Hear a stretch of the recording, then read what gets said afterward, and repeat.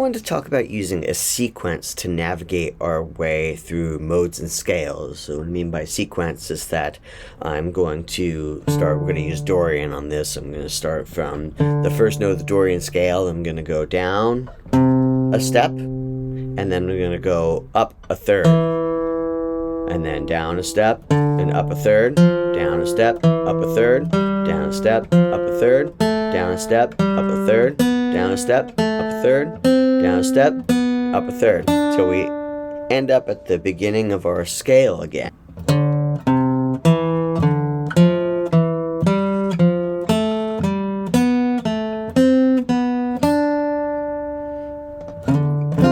I'm going to record a vamp of just playing over this D minor 7 voicing here. It's because I want to hear what that sounds like over the chord progression.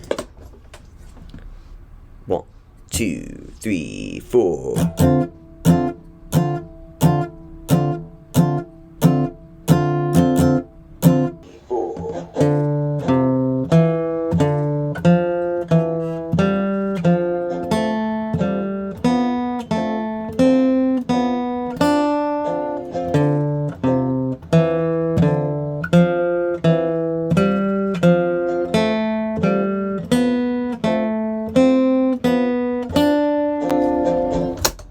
Why am I going about this? Well, it gives us a little bit of different variety when we're moving between different notes. Let's say I want to get from this D to this A note. Well, instead of just going, which is fine, but what if I did something more?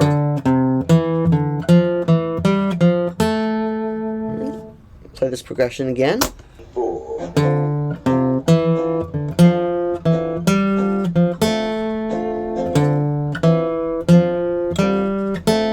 Creates a little bit more movement, right?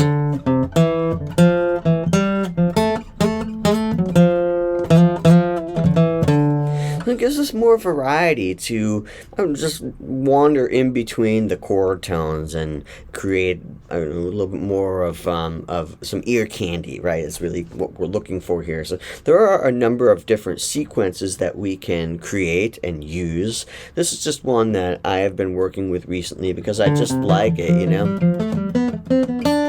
It doesn't mean you have to work your way through the full octave. You can, which sometimes it's really nice to move between octaves, but more importantly, it's nice to do it between different chord tones. Let's say I wanted to go from the 3rd to the 5th, right? Alright, so I'm going to play this again.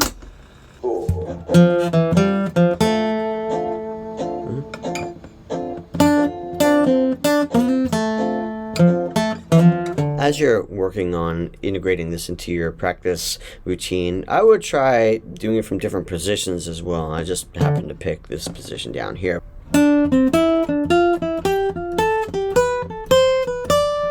So you could play it here, for instance.